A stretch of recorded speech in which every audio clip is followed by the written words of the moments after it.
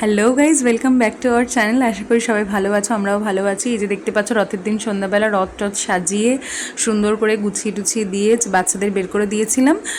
দুই ভাই ওরা প্রথমবার রথ টানবে, মানে জায়ের এক মেয়ে এক ছেলে আর আমার পাপান তিনজন মিলে একসাথে।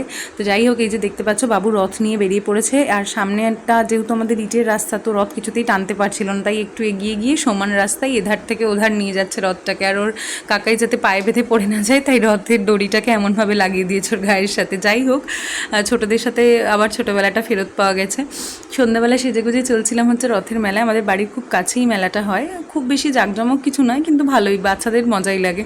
তো যাই হোক, এসে দেখলাম একটা চশমার দোকান। পাপান তো কিছুতেই পড়বে না, আর মেয়েও এখানে কিনে নিয়েছে একটা চশমা, আর দুই বাবুর জন্য দুটো চশমা কিনে নিয়ে বাড়ি চলে এসেছি। আর রথের দিন পাঁপড় ভাজা খাবো না তা তো হয় না। আর একজনকে দেখো পাঁপড় দেখে কেমন করছে। যাই হোক, ওর তো খাবার নয় এটা। তোমাদের কেমন লাগলো জানিও, আর প্লিজ সাবস্ক্রাইব করে দিও। চলো টাটা।